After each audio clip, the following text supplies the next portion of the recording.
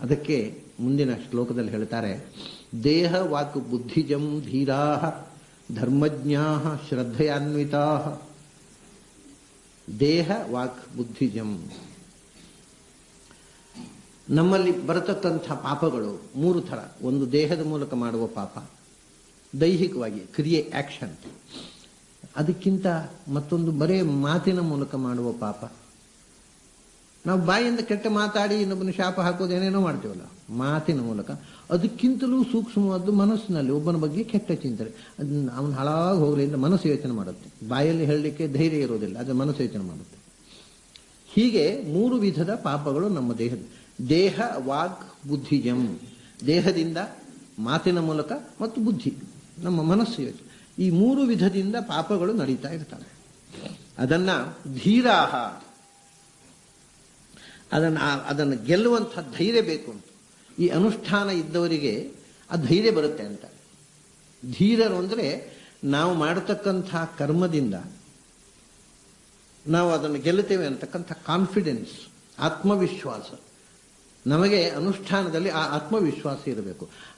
ಅನುಷ್ಠಾನ ಮಾಡುವಾಗಲೂ ಅನುಷ್ಠಾನ ಮಾಡ್ತಾ ಇದ್ದೇನೆ, ಫಲ ಸಿಗುತ್ತೋ ಇಲ್ಲೋ ಗೊತ್ತಿಲ್ಲ ಅಂತಲೇ ಯೋಚನೆ ಮಾಡ್ತಾ ಮಾಡಿದರೆ ಫಲ ಸಿಗೋಲ್ಲ. ಎಲ್ಲವೂ ಅಷ್ಟೇ. ಯಾಕಂದರೆ ಮೈಂಡ್ ಕಾಪರೇಟ್ ಮಾಡದೇ ಇದ್ದರೆ ನಮ್ಮ ಕ್ರಿಯೆ ಕೆಲಸ ಮಾಡೋದಿಲ್ಲ. ನಾವು ಡಾಕ್ಟರ್ ಹತ್ರ ಔಷಧ ತಗೊಳ್ತೇವೆ, ಡಾಕ್ಟ್ರು ಮದ್ದು ಕೊಟ್ಟರು, ಅದು ಗುಣ ಆಗುತ್ತೋ ಇಲ್ಲೋ ಗೊತ್ತಿಲ್ಲ, ಹೇಗೆ ನಂಬೋದು ಅಂತ ಯೋಚನೆ ಮಾಡಿದರೆ ಗುಣ ಆಗೋಲ್ಲ. ಇನ್ನು ಅದನ್ನ ಆ ಡಾಕ್ಟ್ರು ಉಪಯೋಗ ಎಲ್ಲರಿಂದ ತಗೊಂಡದ್ದು ಗುಣ ಆಗೋದೇ ಇಲ್ಲ. ನಮ್ಮ ಮನಸ್ಸು ಆ ಮದ್ದನ್ನು ನಂಬಿದರೆ ತಕ್ಷಣ ನಮ್ಮ ದೇಹ ಅದನ್ನು ಕ್ರಿಯೆ ಆಗ್ತಕ್ಕಂತೆ. ಅದರಿಂದ ಮೊದಲು ಬೇಕಾಗಿರೋದು ಅದನ್ನು ಕಾನ್ಫಿಡೆನ್ಸು. ನಾವು ಮಾಡ್ತಕ್ಕ ಕ್ರಿಯೆ ಬಗ್ಗೆ ನಮಗೆ ಕಾನ್ಫಿಡೆನ್ಸ್ ಇಲ್ಲದೇ ಇದ್ದರೆ ಮನಸ್ಸು ಅದನ್ನು ಒಪ್ಪಿಕೊಳ್ಳುವುದೇ ಇಲ್ಲ, ರಿಜೆಕ್ಟ್ ಮಾಡಿಬಿಡ್ತದೆ. ದೇಹವಾಗ್ ಬುದ್ಧಿಜಂ ಧೀರಾಹ, ಆ ಕಾನ್ಫಿಡೆನ್ಸ್ ಬರಬೇಕಾಗಿದ್ದರೆ ಇದು ಸರಿ ಇದು ತಪ್ಪು ಅಂತ ತೀರ್ಮಾನ ಮಾಡತಕ್ಕಂಥ ವಿವೇಕ ನಮ್ಮಲ್ಲಿ ಇರಬೇಕು. ಧರ್ಮಜ್ಞ, ಯಾವುದು ಧರ್ಮ ಯಾವುದು ಧರ್ಮ ಅಂತ ತಿಳಿದು ನಾವು ಅನುಷ್ಠಾನ ಮಾಡಿ.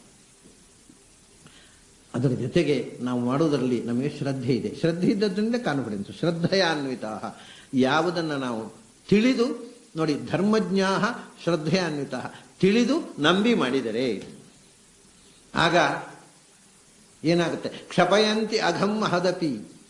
ಎಷ್ಟು ದೊಡ್ಡ ಪಾಪದ ಹೊರೆ ಅವನಲ್ಲಿದ್ದರೂ ಕೂಡ ಅದು ದೇಹದಿಂದ, ಮಾತಿನಿಂದ, ಮನಸ್ಸಿನಿಂದ ನಿರ್ಮಾಣವಾದ್ದು. ಅದನ್ನು ಈ ಅನುಷ್ಠಾನಗಳಿದ್ದಾವಲ್ಲ, ಈ ತಪ ಆದಿಗಳು ಕ್ಷಪಯಂತಿ, ಅವು ನಾಶ ಮಾಡಿಬಿಡ್ತವೆ. ಪಥ್ಯದಿಂದ ರೋಗ ಗುಣ ಆದಂತೆ ಇವು ಪಥ್ಯ, ಅಧ್ಯಾತ್ಮದ ಪಥ್ಯಗಳು. ಅವನು ಮಾಡಿರ್ತಕ್ಕಂಥ ಎಲ್ಲ ಪಾಪಗಳನ್ನು ಪರಿಹಾರ ಮಾಡಿಬಿಡ್ತವೆ ಈ ಡಿಸಿಪ್ಲಿನ್ಸ್. ಆದರೆ ಅದಕ್ಕೊಂದು ದೃಷ್ಟಾಂತ ಕೊಡ್ತಾರೆ. ಹೇಗೆ ಅಂದರೆ, ವೇಣುಗುಲ್ಮಂ ಇವಾನನಃ ಅಂತ. ಬೆಂಕಿ, ಬಿದಿರಿನ ಮೆಳೆಗೆ ಬಿದ್ದ ಬೆಂಕಿಯಂತೆ ಅಂತ. ಬಿದಿರಿನ ಮೆಳೆಗೆ ಬೆಂಕಿ ಬಿದ್ದರೆ ಇಡೀ ಮೆಳೆ ಸುಡೋ ತನಕ ಬೆಂಕಿ ನಾಶ ಆಗೋದು. ಹಾಗೆ ಇವನು ಮಾಡಿದ ಪೂರ್ತಿ ಪಾಪ ಸುಟ್ಟು ಹೋಗೋ ತನಕವೂ ಆ ಅನುಷ್ಠಾನ ಬಿಡೋಲ್ಲ ಅದು ಪಾಪವನ್ನು. ಬಿದಿರಿನ ಮೆಳೆಯನ್ನು ಬೆಂಕಿ ಸುಟ್ಟಂತೆ. ಆದರೆ ಕಷ್ಟ ಏನು ಗೊತ್ತುಂಟ, ಬೆಂಕಿ ಪೂರ ಸುಟ್ಟ ಮೇಲೆ ಬರೇ ಕರಿ ಉಳಿಯೋದು. ಬಿದಿರು ಪೂರ ಹೋಯ್ತು, ಕರಿ ಉಳಿಯಿತು. ಹಾಗೆ ನಮ್ಮ ಜೀವನದಲ್ಲಿ ಇಷ್ಟು ಅನುಷ್ಠಾನ ಮಾಡಿದರೂ ಅದರ ಕಳಂಕ ಉಳಿಯುತ್ತದೆ, ಕರಿ ಉಳಿಯುತ್ತದೆ. ಬಿದಿರಿನ ಮೆಳೆಯನ್ನು ಬೆಂಕಿ ಸುಟ್ಟಂತೆ, ಅದರ ಅವಶೇಷ ಕರಿ ಉಂಟೆ ಉಂಟು. ಮತ್ತೆ ಇನ್ನೂ ಸುಲಭ ಉಂಟು, ಕರಿ ಕೂಡ ಉಳಿಬಾರದು. ಕೇಚಿದ್ ಕೇವಲಯ ಭಕ್ತಿಯ ವಾಸುದೇವ ಪರಾಯಣಾ ಅಘಂ ಧ್ವನ್ವಂತಿ ಕಾರ್ಸ್ನೇನ ನಿಹಾರಮಿವ ಭಾಸ್ಕರ. ಇನ್ನು ಕೆಲವರು ಇದು ಯಾವುದಕ್ಕೂ ತಲೆ ಕೆಡಿಸಿಕೊಳ್ಳುವುದಿಲ್ಲ, ಯಾವುದಕ್ಕೂ ತಲೆ ಕೆಡಿಸಿಕೊಳ್ಳುವುದಿಲ್ಲ. ಮತ್ತೆ ಕೇವಲಯ ಭಕ್ತಿಯ, ಅವರ ಇಡೀ ಬದುಕಿನಲ್ಲಿ ಭಕ್ತಿ ತುಂಬಿರುತ್ತೆ, ಭಕ್ತಿಮಯವಾದ ಜೀವನ. ಆ ಭಕ್ತಿಯಿಂದ ಅವರು ಮಾಡ್ತಾರೆ. ಯಾವ ಭಕ್ತಿ ಅದು? ವಾಸುದೇವ ಪರಾಯಣ, ಭಗವಂತನಲ್ಲಿ ಮೈಮರೆತ ಬದುಕು ಅದು. ಅವರು ಏನು ಮಾಡಿದರೂ ಭಗವಂತ ಮಾಡಿಸಿದ ಅಷ್ಟೇ, ತಾನು ಮಾಡಿದೆ ಅನ್ನೋ ಪ್ರಜ್ಞೆ ಇರೋದು. ಅಷ್ಟು ಭಗವತ್ ತನ್ಮಯತೆ ಇರುತ್ತಲ್ಲ. ಅವರು ಇನ್ನೊಂದು ವಿಧ, ಅವರು ಯಾವ ಅನುಷ್ಠಾನ ಮಾಡುವುದು ಬೇಡ ಅಂದರು. ತಪಸ್ಸು ಬೇಡ, ಬ್ರಹ್ಮಚರ್ಯ, ತಪಸ್ಸು, ಶೌಚ, ತಪಸ್ಸು, ತ್ಯಾಗ ಏನು ಬೇಡ. ಯಾಕೆಂದರೆ ಅದೆಲ್ಲ ನಾನು ಮಾಡ್ತೇನೆ ಎನ್ನುವ ಈಗೋ ಇರುವಾಗ ಅವ್ರಿಗೆ ಈಗೋನೇ ಇಲ್ಲ. ಅವರು ಈಗೋಲೆಸ್ ಆಗಿಬಿಟ್ಟಿದ್ದಾರೆ. ನಾನು ಮಾಡ್ತೇನೆ ಅನ್ನೋ ಪ್ರಜ್ಞೆ ಇರದೇ ಇದ್ದವರು ಏನು ಮಾಡಬೇಕಾಗಿಯೂ ಇಲ್ಲ. ಏನು ಮಾಡ್ತಾ ಇದ್ದಾರೆ ಅದು ಭಗವಂತನ ಪೂಜೆ. ಭಗವಂತನ ಪೂಜೆಗೆ ಅಂತ ಅವ್ರು ಪ್ರತ್ಯೇಕ ಏನೂ ಮಾಡಬೇಕು. ಯಾಕೆಂದರೆ ಅವರು ಇಡೀ ಬದುಕನ್ನು ಮನಸ್ಸನ್ನು ಭಗವಂತನಿಗೆ ಅರ್ಪಿಸಿ ಬಿಟ್ಟಿದ್ದಾರೆ. ಈ ಸ್ಥಿತಿ ತಲುಪಿದಾಗ ಕೇವಲಯ ಭಕ್ತಿಯ ಮನಸ್ಸು ಭಗವಂತನಲ್ಲಿ ನಿಲೀನವಾಗಿ ಬಿಡುವುದು. ಭಕ್ತಿ ಅಂದರೆ ಪ್ರೀತಿ. ಭಗವಂತನನ್ನು ಅನನ್ಯವಾಗಿ ಪ್ರೀತಿಸಿ ಅವರ ಇಡೀ ಬದುಕು ಭಗವಂತನ ಪೂಜಾರೂಪವಾಗಿ ಅರ್ಪಿಸಿ ಬಿಟ್ಟಿದ್ದಾರಲ್ಲ, ಅವರು ವಾಸುದೇವ ಪರಾಯಣ. ಅವರು ಅಘಂ ಧುನ್ವಂತಿ ಕಾರ್ಸ್ನಿಯೇನ, ಅವರೆಲ್ಲ ಅದು ಬೂದಿ ಕೂಡ ಉಳಿಯೋಲ್ಲ. ಇದ್ರ ಹಾಗಲ್ಲ, ಪಾಪದ ಬೂದಿ ಕರಿ ಏನೂ ಇಲ್ಲ. ಕಾರ್ಸ್ನಿಯೇನ, ಅದರ ಕುರುಹೇ ಇಲ್ಲದಂತೆ ಪಾಪ ನಾಶವಾಗಿಬಿಡುತ್ತೆ. ಭಗವನ್ಮಯರಾಗಿರ್ತಕ್ಕಂಥ ಭಗವದ್ ಭಕ್ತಿ ಜ್ಞಾನ ಭಕ್ತಿಗಳಿಂದ ಭಗವಂತನಿಗೆ ಶರಣಾದವರು ಯಾವ ಪ್ರಾಯಶ್ಚಿತ್ತವೂ ಮಾಡಬೇಕಾಗಿಲ್ಲ. ಹೇಗೆ ಅಂದರೆ ಅದಕ್ಕೆ ದೃಷ್ಟಾಂತ ಕೊಡ್ತಾರೆ, ನಿಹಾರಮಿವ ಭಾಸ್ಕರ ಅಂತ. ಸೂರ್ಯ ಉದಯ ಆದಾಗ ಮಂಜು ಸರಿದಂತೆ ಅಂತ. ಅದು ಮಂಜು ಅಥವಾ ಕತ್ತಲೆ, ಆಮೇಲೆ ಅದರ ಅವಶೇಷವೂ ಉಳಿಯೋದಿಲ್ಲ. ಇದಾಗಲ್ಲ, ಬೆಂಕಿಯಿಂದ ಬಿದಿರ ಮೇಳೆ ಸುಟ್ಟು ಹೋದರೆ ಅದರ ಅವಶೇಷ ಉಳಿಯುತ್ತೆ. ಸೂರ್ಯ ಉದಯ ಆದಾದ್ಮೇಲೆ ಮಂಜು ಮತ್ತು ಕತ್ತಲೆಯ ಅವಶೇಷವೇ ಉಳಿಯೋದಿಲ್ಲ. ಆಮೇಲೆ ಇತ್ತು ಅನ್ನೋದರ ಕುರುಹು ಕೂಡ ಇಲ್ಲ. ಎಲ್ಲಿತ್ತು ಮಂಜು ಯಾರಿಗೊತ್ತು? ಬೆಳಗಾತ ಬಾಗಿಲು ತೆರೆಯುವಾಗ ನೀವು ಆಗುಂಬೆ ಸೈಡ್ನಲ್ಲಿ ಹೋಗಿ ನೋಡಿದ್ರೆ, ಬೆಳಗಾತ ಆ ಚಳಿಗಾಲದಲ್ಲಿ ಬಾಗಿಲು ಅಥವಾ ಮಳೆಗಾಲದಲ್ಲಿ ಬಾಗಿಲು ತೆರೆದರೆ ಮನೆ ಬಾಗಿಲಿನ ಎದುರು ಒಂದು 2 ಅಡಿ ಆಚೆ ಇದ್ದದ್ದು ಕಾಣೋಲ್ಲ, ಮಂಜು ತುಂಬಿರುತ್ತೆ, ಮಬ್ಬು ಕವಿದದ್ದು. ಸೂರ್ಯ ಬಂದದ್ದೇ ಬೆಳ್ಳಂಬೆಳಗು. ಎಲ್ಲಿ ಹೋಯ್ತು ಮಬ್ಬು ಯಾರಿಗೊತ್ತು? ಮಂಜು ಏನಾಯಿತು ಯಾರಿಗೊತ್ತು? ಮಂಜು ಕರಗಿತು. ನಿಶ್ಶೇಷವಾಗಿ ಪಾಪದ ಕುರುಹೇ ಇಲ್ಲದಂತೆ ನಾಶ ಮಾಡತಕ್ಕಂಥ ಶಕ್ತಿ ಇರುವುದು ಭಗವಂತನ ಭಕ್ತಿಗೆ. ಭಕ್ತಿ ಇಲ್ಲದ ಅನುಷ್ಠಾನದಿಂದ ಏನೂ ಉಪಯೋಗ ಇಲ್ಲ. ಅನುಷ್ಠಾನದ ಭಕ್ತಿ ಎಲ್ಲವೂ ಮಾಡುತ್ತೆ. ಆದ್ದರಿಂದ ಒತ್ತು ಯಾವುದಕ್ಕೆ? ಅನುಷ್ಠಾನಕ್ಕಿಂತ ಹೆಚ್ಚು ಮನಸ್ಸು ಭಗವಂತನಲ್ಲಿ ನೆಲೆಗೊಳ್ಳತಕ್ಕಂಥ ಆ ತನ್ಮಯತೆಗೆ ಒತ್ತು ಕೊಡು. ಅದು ಇಲ್ಲದೇ ಇದ್ದರೆ ಏನು ಅನುಷ್ಠಾನ ಮಾಡಿ ಏನೂ ಉಪಯೋಗ ಇಲ್ಲ. ನಮ್ಮ ಇವತ್ತಿನ ಎಲ್ಲ ಅನುಷ್ಠಾನಗಳ ತೊಂದರೆ ಇದು. ನಾವು ಅನುಷ್ಠಾನ ಮಾಡುವಾಗ ಭಗವನ್ಮಯವಾಗಿ ಮಾಡ್ತೇವ? ಇಲ್ಲ, ಪುರೋಹಿತರು ಹೇಳಿದ್ದಾರೆ ಮಾಡಬೇಕು, ಅದಕ್ಕೆ ಎಷ್ಟು ದಕ್ಷಿಣೆ ಏನು ಅದನ್ನು ರಗಳೆ ಮುಗಿದತ್ತಾಗಿ ಅಷ್ಟೇ. ನಮಗೆ ಅದರ ಇನ್ವಾಲ್ವ್ಮೆಂಟ್ ಇರೋಲ್ಲ, ನಾವು ಭಕ್ತಿಯಿಂದ ಮಾಡೋಲ್ಲ. ಮತ್ತು ಮಾಡುವ ಕ್ರಿಯೆ ಭಗವಂತನ ಪೂಜೆ ಅಂತ ಅನ್ನೋ ಕಲ್ಪನೆ ಇರೋದೇ ಇಲ್ಲ. ಯಾವುದೋ ಒಂದು ಇವತ್ತು ನಮಗೆ ಶನಿ ದೋಷ, ಶನಿ ಪೂಜೆ ಅಷ್ಟೇ, ಅದು ಭಗವಂತನ ಪೂಜೆ ಅಲ್ಲ, ಶನಿ ಪೂಜೆ. ಇನ್ಯಾರಿಗೋ ಇನ್ನೊಂದು ಗ್ರಹ ದೋಷ, ರಾಹು ಬೃಹಸ್ಪತಿ ಸಂಧಿ, ರಾಹು ಬೃಹಸ್ಪತಿಗಳ ಅನುಗ್ರಹಕ್ಕಾಗಿ ಮಾಡೋದು. ಭಗವಂತನ ಅನುಗ್ರಹ ಅಂದರೆ ಭಗವಂತನ ಎಚ್ಚರವೇ ಇರೋದಿಲ್ಲ ನಾವು ಮಾಡುವ ಕರ್ಮದಲ್ಲಿ. ಆದ್ದರಿಂದ ಭಕ್ತಿಯಿಂದ ನಾವು ಮಾಡಿದಾಗ ಇದು ಯಾವುದೂ ಇಲ್ಲದೆ, ಭಕ್ತಿ ಅನ್ನೋದು ಸೂರ್ಯನಂತೆ, ಅರಿವಿನ ಬೆಳಕಿನ ಸೂರ್ಯ ಅದು. ಅದರ ಮುಂದೆ ಮಂಜು ಕತ್ತಲು ಎಲ್ಲ ಕರಗಿ ಹೋಗುತ್ತೆ, ನಾಮಾವಶೇಷ, ಅದರ ಕುರುಹು ಕೂಡ ಇರೋದು. ಆದರೆ ಇದರಲ್ಲಿ ಹಾಗಲ್ಲ ಅಂತ. ನ ತಥಾಹಿ ಅಘವಾನ್ ರಾಜನ್ ಪೂಯೇತ ತಪ ಆದಿಭಿ. ಹೇಗೆ ನೀವು ಭಗವಂತನಲ್ಲಿ ನಮ್ಮನ್ನು ಒಪ್ಪಿಸಿಕೊಳ್ಳುವ ಭಕ್ತಿಯಿಂದ ಎಲ್ಲವನ್ನ ತೊಡೆದುಕೊಳ್ಳಬಹುದೋ, ನಾವು ಮಾಡಿದ ಪಾತಕಗಳನ್ನು, ಅಷ್ಟು ಸುಲಭವಾಗಿ ನೀವು ಈ ತಪಸ್ಸು, ಡಿಸಿಪ್ಲಿನ್ ಹೇಳಿದೆವಲ್ಲ, ತಪಸ್ಸ ಬ್ರಹ್ಮಚರ್ಯೇಣ ಶಮೇನ ಚ ದಮೇನ ಚ ತ್ಯಾಗೇನ ಸತ್ಯ ಶೌಚಾಭ್ಯಾಂ ಯಮೇನ ನಿಯಮೇನ, ಈ ತಪ ಆದಿಭಿ ನ ತಥಾ ಪೂಯೇತ. ಅಷ್ಟು ನೀವು ಸ್ವಚ್ಛ ಇಷ್ಟೆಲ್ಲ ಡಿಸಿಪ್ಲಿನ್ ಪಾಲಿಸಿದರೂ ಕೂಡ ನ ತಥಾ ಅಘವಾನ್ ರಾಜನ್ ಪೂಯೇತ ತಪ ಆದಿಭಿ. ಯಾವ ಅನುಷ್ಠಾನದಿಂದಲೂ ಕೂಡ ನಿಶ್ಶೇಷ ಕುರುಹು ಇಲ್ಲದಂತೆ ಪಾಪಗಳಿಂದ ತೊಳೆದುಕೊಳ್ಳುವುದು, ಕಳಚಿಕೊಳ್ಳುವುದು ಸಾಧ್ಯವಿಲ್ಲ. ಯಾಕೆಂದರೆ ಯಥಾ ಕೃಷ್ಣಾರ್ಪಿತ ಪ್ರಾಣ ತತ್ಪುರುಷ ನಿಷೇವಯ. ಯಾರು ತನ್ನ ಬದುಕನ್ನ, ಯಾಕೆ ನಾವು ಈ ಶಬ್ದ ಬಹಳ ಮಹತ್ವದ್ದು, ಕೃಷ್ಣಾರ್ಪಿತ ಪ್ರಾಣ ಅಂತ. ನಾವು ಎಲ್ಲ ಮಾಡಿದ್ವಲ್ಲ, ಕೃಷ್ಣಾರ್ಪಣ ವಸ್ತು ಅಷ್ಟೇ ಶಬ್ದ, ಅದು ಬರೇ ಬಾಯಿಯಿಂದ ಹೊರಗೆ ಬೀಳೋ ಶಬ್ದ. It doesn't mean anything. ಏನು ಕೃಷ್ಣಾರ್ಪಣ ವಸ್ತು ಏನು ಯಾವ ಮಂತ್ರದಲ್ಲಿ ಅದು ಒಂದು ಇದೆ ಹೇಳಬೇಕಂತ ಹೇಳೋದಷ್ಟೇ. ಆದರೆ ಇವನೇ ಹಾಗಲ್ಲ, ಇವನ ಸರ್ವಸ್ವ, ಇವನ ಉಸಿರು ಕೂಡ ಕೃಷ್ಣನಿಗೆ ಅರ್ಪಿತ. ಆದ್ದರಿಂದ ಅವನು ಕೃಷ್ಣಾರ್ಪಿತ ವಸ್ತು ಅಂತ ಹೇಳುವುದು ಬೇಡ.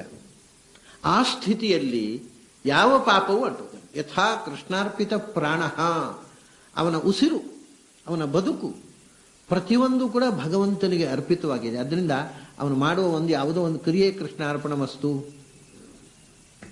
ಅವನ ಇಡೀ ಜೀವನವೇ ಕೃಷ್ಣಾರ್ಪಿತ, ಕೃಷ್ಣಾರ್ಪಿತ ಪ್ರಾಣ.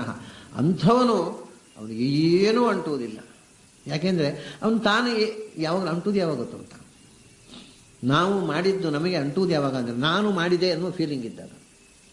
ನಮಗೆ ಕರ್ಮ ಅಂಟುವುದು ಇಗೋದಿಂದ, ಇದು ನಾನು ಮಾಡಿದ್ದು, ನಾನು ಮಾಡಿದೆ ಅನ್ನೋ ಫೀಲಿಂಗ್ ಇಲ್ಲದೇ ಇದ್ದರೆ ನಾವು ಮಾಡಿದ ಯಾವುದೂ ನಮಗೆ ಅಂಟುವುದಿಲ್ಲ. ಇವನು ಅದನ್ನು ಈ ಕಲ್ಪನೆಯಲ್ಲ ಅವನಿಗೆ. ಕೃಷ್ಣಾರ್ಪಿತ ಪ್ರಾಣ, ಮತ್ತೆ ಅವನಲ್ಲಿರುವುದು ಒಂದೇ ಕ್ರಿಯೆ ಅಂತೆ, ತತ್ಪುರುಷ ನಿಷೇವಯ. ತತ್ಪುರುಷ ಅಂದರೆ ಭಗವಂತನ ಭಕ್ತರನ್ನು ಕಂಡಾಗ ಮೈಮರೆತು ಬಿಡ್ತಾನ. ಭಗವಂತನ ಸೇವೆ ಮಾಡಲಿಕ್ಕೆ ಅವನು ಸಿಗೋಲ್ಲ. ನಿನ್ನ ಸೇವೆ ಮಾಡ್ತಾನೆ ಬರ ಎಂದು ಎಲ್ಲಿ ಬಿಡ್ತಾನ ಅವನು. ಭಗವಂತ ಸಿಗೋಲ್ಲ. ಅದಕ್ಕೆ ಭಗವಂತನಲ್ಲಿ ತಮ್ಮ ಬದುಕನ್ನು ಅರ್ಪಿಸಿಕೊಂಡ ಜ್ಞಾನಿಗಳು ಏನು ಮಾಡ್ತಾರೆ ಅಂದರೆ ತತ್ಪುರುಷ ನಿಷೇವಯ ಅಂತ. ಭಗವದ್ ಸೇವೆ, ಭಗವದ್ಭಕ್ತರ ಸೇವೆಯೇ ಭಗವಂತನ ಸೇವೆ. ಅವರಿಗೆ ಎಲ್ಲಿ ಭಗವದ್ಭಕ್ತರನ್ನು ಕಾಣ್ತಾರೆ ಮೈಮರೆತು ಬಿಡ್ತಾರೆ. ರಾಮಾನುಜರ ಕಥೆಯಲ್ಲಿ ಒಂದು ಇಂಥ ಘಟನೆ ಬರುತ್ತೆ. ರಾಮಾನುಜರ ಒಂದೇನು ಅಂದರೆ ಎಲ್ಲ ಭಗವದ್ಭಕ್ತರನ್ನು ಒಟ್ಟು ಹಾಕೋದಂತೆ. ವಿಷ್ಣು ಭಕ್ತರದ್ದೇ ಒಂದು ಗುಂಪು ಮಾಡಿ ಸಂಘಟನೆ. ಎಲ್ಲ ಯಾರ್ಯಾರು ವಿಷ್ಣು ಭಕ್ತರಿದ್ದಾರೆ ಅವರೊಟ್ಟಿಗೆ ಸೇರಿ ಎಲ್ಲ ಜಾತಿಯವರು ಇದ್ದರು. ಹರಿಜನರು ಹಿಡಿದ್ರು, ಮುಸಲ್ಮಾನರು ಇದ್ದರು, ಎಲ್ಲರನ್ನು ಸೇರಿ ವಿಷ್ಣು ಭಕ್ತರದ್ದೇ ಒಂದು ವಿಷ್ಣು ಭಕ್ತರ ಬಳಗ ಮಾಡಿದರು. ಅವರದೇನೊಂದೇ ಮಾಡಿಕೊಂಡು ಭಜನೆ ಮಾಡಿಕೊಂಡು ಒಟ್ಟಿಗೆ ಇರೋರು. ಮತ್ತೆ ಮನೆಗೆ ಹೋಗುವಾಗ ಎಲ್ಲ ಕರ್ಕೊಂಡು ಹೋಗೋರು. ಗಲಾಟೆ ಆದದ್ದೇ ಅದರಿಂದ. ರಾಮಾನುಜಾಚಾರ್ಯರು ಮನೆ ಕರ್ಕೊಂಡು ಹೋಗೋರು ಎಲ್ಲ. ಅವನ್ನೆಲ್ಲರೂ ಇದು ಮುಸಲ್ಮಾನರು ಇದ್ದರು, ಹರಿಜನರು ಇದ್ದರು, ಅವರು ವಿಷ್ಣು ಭಕ್ತರು. ಅವರಿಗೆಲ್ಲರೂ ಬಾಂಧವಾಹ ಮಮ ವೈಷ್ಣವಾಹ ಅಂತ. ವಿಷ್ಣು ಭಕ್ತರು ನನ್ನ ಬಂಧುಗಳು ಅಂತ ಇಷ್ಟೇ. ಅವ್ರು ಯಾವ ಜಾತಿ ಅಂತ ಗೊತ್ತಿಲ್ಲ, ಕೇಳಿದ್ದೂ ಇಲ್ಲ ಅವನು ಯಾವ ಜಾತಿ. ಮನೆಗೆ ಹೋದರೆ ದೊಡ್ಡ ರಂಪ. ಹೆಂಡತಿ ಹೇಳಿದ್ಲಂತೆ, ನೀವು ಯಾವ್ಯಾವ ಜಾತಿಯವ್ರನ್ನ ಕರ್ಕೊಂಡು ಬಂದರೆ ನಾನು ಅನ್ನ ಮಾಡಿ ಹಾಕೋಲ್ಲ ಅಂತ. ದೊಡ್ಡ ಗಲಾಟೆ ನೋಡಿ. ಅಂದರೆ ರಾಮಾನುಜಾಚಾರ್ಯರ ಮನಸ್ಥಿತಿಯನ್ನು ಅವ್ರ ಹೆಂಡತಿಯಲ್ಲಿ ತಲುಪಬೇಕು. ಆಕೆಗೆ ಅವ್ರು ಯಾವ ಜಾತಿ, ಅವರಿಗೆ ಅಡಿಗೆ ಮಾಡಿ ಹಾಕಬೇಕು, ಆಮೇಲೆ ಅವರು ಎಂಜಲು ತೆಗಿಬೇಕು. ಯಾವ್ಯಾವ ಜಾತಿಯವರು, ನಾನ್ಯಾಕೆ ತೆಗಿಬೇಕು, ನಾನು ಮಾಡೋಲ್ಲ. ಆ ಹೆಂಡತಿ ಹೀಗೆ ಹಠ ಮಾಡಿದ್ದರಿಂದ ಜಗತ್ತಿಗೆ ಒಳ್ಳೇದಾಯಿತು. ರಾಮಾನುಜಾಚಾರ್ಯರು ಸಿಕ್ಕಿದ್ರು. ಇದ್ರೆ ಅವ್ರ ಹೆಂಡತಿಯ ಗಂಡಾಗಿ ಉಳಿದು ಬಿಡ್ತಿದ್ರು. ಅವರು ಸಮಾಜದ ಗಂಡ ಆಗ್ತಿರ್ಲಿಲ್ಲ. ಅವರು ಮನೆ ಬಿಟ್ಟು ಬಂದ್ಬಿಟ್ರು. ನೀನು ನಿನ್ನ ಮಡಿ ಕಟ್ಟಿಕೋ, ನನಗೆ ನಿನ್ನ ಜೊತೆಗೆ ಸಂಸಾರ ಮಾಡ್ಲಿಕ್ಕೆ ಆಗೋದಿಲ್ಲ ಅಂತ ಬಂದ್ಬಿಟ್ಟು ಸನ್ಯಾಸ ತಗೊಂಡ್ಬಿಟ್ರು. ಜಗತ್ತಿಗೆ ಒಬ್ಬ ಯೋಗಿ ಸಿಕ್ಕಿದ್ರು. ಅಂದರೆ ಯಾವತ್ತೂ ಯಾರದೋ ಒಬ್ಬರ ಸ್ವಾರ್ಥದಿಂದ ಇಡೀ ಜಗತ್ತಿಗೆ ಉಪಕಾರ ಆಗುತ್ತೆ. ಹಾಗೆ ಅವರು ವಿಷ್ಣು ಭಕ್ತರ ಒಂದು ಇದೇ ಇಲ್ಲಿ ಹೇಳ್ತಾರೆ. ಯಾರು ವಿಷ್ಣು ಭಕ್ತರು ಸಿಕ್ಕಿದ್ರೋ ಅಲ್ಲಿ ಮೈಮರೆತ ಅವರ ಜೊತೆಗೆ ಸೇರಿಬಿಡು. ಹೀಗೆ ಇಲ್ಲದೆ ಸುಮ್ಮನೆ ಪ್ರಾಯಶ್ಚಿತ್ತ ಮಾಡಿದೆ ನನ್ನ ಪಾಪ ಪರಿಹಾರ ಆಯಿತು ಅಂತ ಹೇಳಿದರೆ ಆಗೋಲ್ಲ ಅಂತಾರೆ ಶುಕಾಚಾರ್ಯರು. ಪ್ರಾಯಶ್ಚಿತ್ತಾನಿ ಚೀರ್ಣಾನಿ ನಾರಾಯಣ ಪರಾಂಗಮುಖೈ ನ ನಿಷ್ಪುನಂತಿ ರಾಜೇಂದ್ರ ಸುರಾ ಕುಂಭಮಿವ ಅಪಗಾಹ ಅಂತ. ಬಹಳ ಒಂದೊಂದು ಶ್ಲೋಕದಲ್ಲೂ ಒಂದೊಂದು ಅವರು ಒಂದು ಎಕ್ಸಾಂಪಲ್ ಕೊಡ್ತಾರೆ. ಈಗ ನೋಡಿ, ಮೊದಲು ಬಿದಿರ ಮೆಳೆಯನ್ನು ಬೆಂಕಿ ಸುಟ್ಟಂತೆ ಅದಲ್ಲೆಲ್ಲ ಕರಿಕಲು ಉಳಿಯಿತು, ಅದು ಅವಶೇಷ ಉಳಿಯಿತು. ಎರಡನೇ, ಸೂರ್ಯ ಉದಿಸಿದಾಗ ಮಂಜು ಕರಗಿದಂತೆ ಏನೂ ಉಳಿಲಿಲ್ಲ. ಈಗ ಮೂರನೇದು ಹೇಳ್ತಾರೆ, ನೀವು ಎಷ್ಟೇ ಪ್ರಾಯಶ್ಚಿತ್ತ ಮಾಡಿ ಆದರೆ ಭಗವಂತನಿಗೆ ನೀವು ಶರಣಾಗದೇ ಇದ್ದರೆ, ಅಹಂಕಾರದಿಂದ ಪ್ರಾಯಶ್ಚಿತ್ತ, ನಾನು ತಪ್ಪು ಮಾಡಿದ್ದೇನೆ, ನಾನು ಪ್ರಾಯಶ್ಚಿತ್ತ ಮಾಡಿದ್ದೇನೆ, ಅದು ಎಷ್ಟು ದಕ್ಷಿಣೆ ಕೊಟ್ಟಿದ್ದೇನೆ ಪುರೋಹಿತರಿಗೆ, ಕುಶಾಲಲ್ಲ, ಇದು ಕಾಡುವುದು ನಮ್ಮನ್ನು. ಈಗೋ ನಾನು ಇಷ್ಟು ಖರ್ಚು ಮಾಡಿದ್ದೇನೆ ಪ್ರಾಯಶ್ಚಿತ್ತಕ್ಕೋಸ್ಕರ, ಅದು ಪರಿಹಾರ ಆಗುವುದಿಲ್ಲ ಅಂದರೆ ಏನು? ಬರೀ ನಮ್ಮ ಎಲ್ಲ ಅನುಷ್ಠಾನಗಳು ಇವತ್ತು ನೀವು ಗಮನಿಸಿ ತುಂಬ ವೈದಿಕ ಸಂಪ್ರದಾಯದಲ್ಲಿರ್ತಕ್ಕಂಥ ಮಂದಿಯನ್ನು ನೋಡಿ, ಅವರಲ್ಲಿ ಇರೋದು ಬರೀ ನಾನು ಮಡಿವಂತ ಅನುಷ್ಠಾನವಂತ ಅನ್ನೋ ಈಗೋ. ಹಾಗಾಗಿ ಅವರ ಎಲ್ಲ ಅನುಷ್ಠಾನಗಳು ವ್ಯರ್ಥ ಆಗ್ತಾ ಇದೆ. ನಾವು ಭಾರಿ ಆಚಾರವಂತರು. ನನಗೆ ಒಮ್ಮೊಮ್ಮೆ ಕಾಣೋದು ಬಹಳ ಆಚಾರವಂತರಿಗೇನು ಗೊತ್ತುಂಟ, ಅವ್ರ ತಲೆಯಲ್ಲಿ ನಾವು ಎಷ್ಟು ಆಚಾರವಂತರು, ಪಾಪ ಇವುಗಳಿಗೆಲ್ಲ ಆಚಾರ ಇಲ್ಲದೆ ಹಾಳಾಗ್ತಾವೆ ಅಂತ ಉಳಿದವ್ರ ಮೇಲೆ ಅನುಕಂಪೆ. ಇವೆಲ್ಲ ಆಚಾರ ಇಲ್ಲದೆ ನರಕಕ್ಕೆ ಹೋಗ್ತಾ ಇವೆ, ನಾನೊಬ್ಬನೇ ಆಚಾರವಂತ ಈ ಲೋಕದಲ್ಲಿ, ನನಗೊಬ್ಬನಿಗೆ ಸ್ವರ್ಗ ಸಿಗುವುದು ಸಾಧ್ಯ ಅಂತ ಕೂತು ಬಿಡ್ತಾರೆ ಅವರು. ಈಗ ಅಂದರೆ ಆಚಾರವು ಇಗೋ ಆಗಿ ಕೂತು ಬಿಡುತ್ತೆ. ಅದೇ ಏನೂ ಮಾಡದೆ ಆಚಾರ ಇಲ್ಲದೆ ಇದ್ದವ್ರು ಇದ್ದಾರಲ್ಲ, ಅವ್ರು ಎಷ್ಟೋ ಸರ್ತಿ ನನಗೆ ವಾಸಿ ಅಂತ, ಯಾಕಂದರೆ ನನಗೇನೂ ಆಚಾರ ಇಲ್ಲಪ್ಪ ಭಗವಂತ ಕ್ಷಮ, ಅವ್ರಿಗೆ ಇಗೋ ಇಲ್ಲ. ಅಟ್ಲೀಸ್ಟ್ ಅವರಲ್ಲಿರೋ ಕ್ವಾಲಿಟಿ ಅಂದರೆ ಇಗೋಲೆಸ್ನೆಸ್. ನಾವು ಆಚಾರವಂತರನ್ನು ಇಗೋ ಆದರೂ ಇಲ್ಲಲ್ಲ. ಹಾಗಾಗಿ ಇವತ್ತು ಕಷ್ಟ ಏನಂದರೆ ಈ ಆಚಾರವಂತರಲ್ಲಿ ಸಮಸ್ಯೆ ಏನಂದರೆ ನಾವು ಆಚಾರವಂತರನ್ನು ಇಗೋದಿಂದ ಅವರ ಎಲ್ಲ ಆಚಾರ ವ್ಯರ್ಥ ಆಗ್ತಾ ಇದೆ. ಬಹಳ ದೊಡ್ಡ ದುರಂತ ಇದು. ಯಾಕೆ ಅವರಿಗೆ ಈ ವಿಷಯ ಹೊಳಿತಾ ಇಲ್ವೋ ನನಗೆ ಗೊತ್ತಿಲ್ಲ. ಅವರು ಪ್ರಾರಬ್ಧ ಕರ್ಮ, ಈ ಮಡಿವಂತರ ಪ್ರಾರಬ್ಧ ಕರ್ಮ ಏನು ಅಂದರೆ ಅವರು ಮಡಿ ಮಾಡಿ ಹಾಳಾಗ್ತಾ ಇದ್ದಾರೆ. ಎಷ್ಟೋ ಮಂದಿ, ಎಲ್ಲರೂ ಅಂತಲ್ಲ ನಾನು ಹೇಳೋದು, ಬಹುತೇಕ. ಈಗ ನೀವು ಪುರಂದಾಸರು ಹೇಳಿಲ್ಲ ಮಡಿ ಮಡಿ ಮಡಿ, ದಾಸರ ಹಾಡಿನಲ್ಲಿ ಉಂಟು. ಹಾಗಂದ್ರೆ ಏನು, ಮಡಿಯನ್ನು ಅವರು ಬೈದರು ಅಂತ ಅರ್ಥ ಅಲ್ಲ. ಮಡಿ ಅನ್ನುವುದರ ಅರ್ಥ ಗೊತ್ತಿಲ್ಲದೆ ಅದನ್ನು ಬರೇ ರಿಚುವಲ್ ಆಗಿ ಇಗೋದ ಮೂಲಕ ಮಾಡುವುದನ್ನು ಟೀಕೆ ಮಾಡಿದರು ದಾಸರು. ಹಾಗೆ ನಾನು ಹೇಳ್ತಾ ಇರುವುದರ ಹಿಂದೆ ಅದನ್ನು ಅದರ ಅಂತರಾಳದ ಅನುಸಂಧಾನ ಇಲ್ಲದೆ ಬರಿಯ ಯಾಂತ್ರಿಕವಾದ ರಿಚುವಲ್ನ ಬಗ್ಗೆ ಮಾತ್ರ ನಾನು ಬೈತಾ ಇದ್ದೇನೆ. ದಯವಿಟ್ಟು ಯಾರೂ ತಪ್ಪು ತಿಳ್ಕೋಬೇಡಿ. ಹಾಗಾದರೆ ಪ್ರಾಯಶ್ಚಿತ್ತಾನಿ ಚೀರ್ಣಾನಿ, ಭಾರಿ ಭಾರಿ ಪ್ರಾಯಶ್ಚಿತ್ತ ಮಾಡಬಹುದು ನೀವು. ಆದರೆ ನಾರಾಯಣ ಪರಾಂಗುಖೈಹಿ, ಭಗವಂತನ ಎಚ್ಚರ ಇಲ್ಲ. ನಾರಾಯಣ ಪ್ರೀತನಾಗಲಿ, ನನ್ನಲ್ಲಿರ್ತಕ್ಕ ಎಲ್ಲ ದೋಷಗಳನ್ನು ಪರಿಹಾರ ಮಾಡಲಿ ಅಂತ ಭಗವಂತನ ಮೇಲೆ ಅರ್ಪಣ ಬುದ್ಧಿಯಿಂದ ಪ್ರಾಯಶ್ಚಿತ್ತ ಮಾಡಿದ್ದಲ್ಲ. ಅದು ಒಂದು ಈಗೋ, ನಾನು ಇಷ್ಟು ಪ್ರಾಯಶ್ಚಿತ್ತ ಮಾಡಿದೆ, ಇಷ್ಟು ದುಡ್ಡು ಖರ್ಚಾಯಿತು, ಇಷ್ಟು ದುಡ್ಡು ಖರ್ಚು ಮಾಡಿ ಪ್ರಾಯಶ್ಚಿತ್ತ ಮಾಡಿದ ಮೇಲೆ ಪಾಪ ಓಡಿ ಹೋಗಲೇಬೇಕು ಅನ್ನೋ ಒಂದು ಈಗೋ. ಅವ್ರು ಹೇಳ್ತಾರೆ, ನನಿಷ್ಪುನಂತಿ ರಾಜೇಂದ್ರ, ನೀನು ಏನು ಪ್ರಾಯಶ್ಚಿತ್ತ ಮಾಡಿದರೂ ನೀನು ಪವಿತ್ರ ಆಗೋದಿಲ್ಲ. ಮಾಡಿದ ಪ್ರಾಯಶ್ಚಿತ್ತಗಳು ಪಾಪಿಯನ್ನು ಪವಿತ್ರಗೊಳಿಸುವುದಿಲ್ಲ. ಯಾವಾಗ ನಾರಾಯಣನ ಶರಣಾಗತಿ ಇಲ್ಲವೋ ಅವನ ಯಾವ ಕರ್ಮವೂ ಅವನನ್ನು ಪಾವನಗೊಳಿಸುವುದಿಲ್ಲ. ಇದಕ್ಕೊಂದು ದೃಷ್ಟಾಂತ. ಸುರಾ ಕುಂಭಮಿವ ಅಪಗಾಹ ಅಂತ. ಕಳ್ಳಿನ ಪಾತ್ರೆ, ವೈನ್ ಬಾಟ್ಲಿಗೆ ಅದು ಗಂಗಾಜಲವನ್ನು ಹಾಕಿದರೆ ಅದು ಪವಿತ್ರ ಆಗುತ್ತೆ ಅಂತ ಹೇಳ್ತಾರೆ. ನಿನ್ನ ಇಡೀ ದೇಹ ಕಳ್ಳಿನ ಪಾತ್ರೆಯಾಗಿದೆ, ಪ್ರಾಯಶ್ಚಿತ್ತ ಅನ್ನೋದು ಗಂಗಾಜಲ ಹಾಕಿದರೆ, ಕಳ್ಳಿನ ಪಾತ್ರೆ ಹಾಕಿದರೆ ಗಂಗಾಜಲವು ಕಳ್ಳಾಗತ್ತೆ ಅಷ್ಟೇ ಹೊರತು ಗಂಗಾಜಲ ಆಗೋಲ್ಲ. ಅದರಿಂದ ಕಳ್ಳಿನ ಪಾತ್ರೆಗೆ ಹಾಕಿದ ಪವಿತ್ರ ತೀರ್ಥದಂತೆ ಪ್ರಾಯಶ್ಚಿತ್ತ ಅನ್ನೋದು ಅದು ಕೊಳಕಾಗ್ಬಿಡುತ್ತೆ. ನೀನು ಮಾಡಿದ ಪ್ರಾಯಶ್ಚಿತ್ತವೇ ಮೈಲಿಗೆ ಆಗತ್ತೆ ಹೊರತು ನೀನು ಒಡಿಯಾಗೋಲ್ಲ. ಹೇಗೆಂದ್ರೆ ಕಳ್ಳಿನ ಪಾತ್ರೆಗೆ ಹೊಯ್ದ ತೀರ್ಥದಂತೆ. ಕೆಲವರು ಆ ತೀರ್ಥ ತಗೋಬಹುದು, ಯಾಕಂದ್ರೆ ಅದು ಕಳ್ಳಿನ ಪಾತ್ರೆಯನ್ನು ನೋಡಿ ಆ ಟೇಸ್ಟ್ ಇದೆ. ಹಾಗಾಯ್ತು ನಮ್ಮ ಪ್ರಾಯಶ್ಚಿತ್ತ. ಕಳ್ಳಿನ ಪಾತ್ರೆಯಲ್ಲಿ ತೀರ್ಥ ಯಾಕೆ ತಗೊಳ್ಳೋದು ಅಂದರೆ ನಮಗೆ ಇಷ್ಟ, ಅದು ನಮಗೆ ಇಷ್ಟವಾದ ಬಾಟಲಲ್ಲಿದೆ. ಹೀಗಾಗತ್ತೆ. ಅದನ್ನ ಭಗವಂತನಿಗೆ ಒಪ್ಪಿಸಿಕೊಳ್ಳದ ಬದುಕಿನ ಪ್ರಾಯಶ್ಚಿತ್ತಗಳು, ಅದೇ ಯಾರು ಮಾಡ್ತಾನೋ ಅವನ ಜೊತೆಗೆ ಆ ಪ್ರಾಯಶ್ಚಿತ್ತವು ಕೊಳಕಾಗಿ ಹೋಗುತ್ತೆ ಹೊರತು ಅವನನ್ನದು ಮಡಿ ಮಾಡೋಲ್ಲ. ಹಾಗೆ ಅಂದರೆ ಸುರಾ ಕುಂಭಂ ನಿವಾಪಗಾಹ.